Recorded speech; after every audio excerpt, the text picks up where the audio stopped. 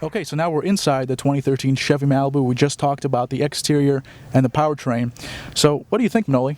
I'm liking it. I'm gonna withhold judgment on the fit and finish of everything because we don't know what we're gonna see yet. Yeah, pre-production, very early pre-production, seems like. Now, like I told you before, I'm a huge fan of the instrument panel and the gauge cluster. I'm also a huge fan of this two-tone cashmere brown and the black. It's almost like four-tone because there's the brown, you the got black, the stitching, and the and then there's a blue stitching, and then there's an orange striping. Yeah, this like bordering here. This is pretty cool. I like this. I like it a lot. Couple gripes. I'm not a fan of fake wood, or pretty much any wood in the interior of an economy car. He's just not a fan of anything fake. Let's be honest here. Look, I can understand this in maybe a Buick or a Cadillac, but I mean, I don't know how many of you out there are really a fan of the wood thing either. Maybe you're with me. Maybe you'd like to see more paneling, more metal paneling, or colored plastic paneling. I think because we're younger and we like that more modern look of the metal, we prefer that. But that could be it. I see plenty of Malibus and even higher end models like the LaCrosses being sold with this faux wood finish.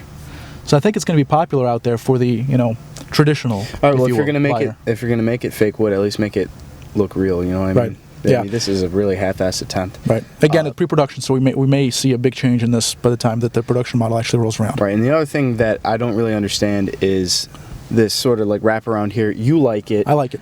To me, it looks like something's incomplete, something's missing, like something's supposed to click in there, and they didn't have time to slap in there.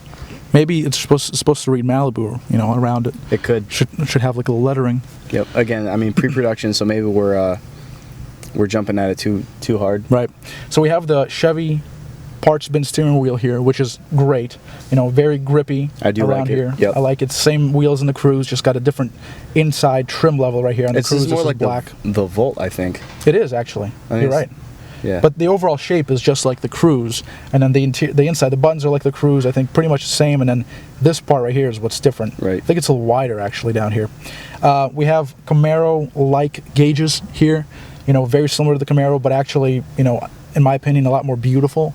Because the Camaro really does the retro thing, in a retro style. It's it's more elegant looking. At least it's softer looking, but in a good way. Right. And unfortunately, the keys aren't in, so we can't play with the new Chevy Malibu infotainment system. Right.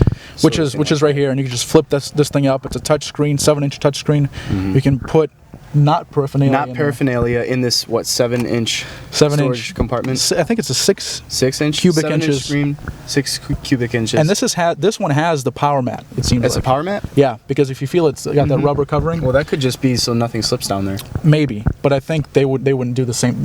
Part of the MyLink package is that inductive charging feature. Fancy. So good. We have the shifter here, just like on the Malibu Eco. We have the up and down buttons, for the manumatic mode on top. I haven't seen this in any other car before. Right. I believe this is a Malibu exclusive. Malibu. Yeah, and I mean not only just any GM car, but any car out there. Period. And then this we have a very kind of cool sliding armrest feature here, and this particular storage compartment in the middle here, it's very deep, which is nice. You can actually store a lot of stuff. That's been a common complaint of the last generation Malibu. But the thing that I really like about this is that when you move it up, it's not really easy to move it back. Right, it locks into place. Yeah, this is a problem on the current 2011 Cruise, and it was also a problem in that last generation Malibu, this is great they finally fixed it. The other thing is, the last gen Malibu, this whole area with the sliding kind of mechanism here for the cup holders, and even the sliding armrest was really cheap. This feels really good to me. It feels like they put a lot of thought into a way to fix this and make it feel a lot more upscale than it did before. I kind of like how it doubles as kind of a grips here, because maybe you want to set your phone here or whatever. And or paraphernalia. No, you can't put paraphernalia in the open. So maybe... He'd know. Yes. No. Wait. No. So you can put your cell phone there, it'll grip and won't slide around. Right. That's good. And lastly, park brake. With a button. Yeah, with a button, not the. So Manny, the cumbersome. You won't be able to do the. No e-brake. No power turns. Yeah, no power turns. So I won't have to worry about crashing into my shed. Yeah. All right. Well, I'm Alex.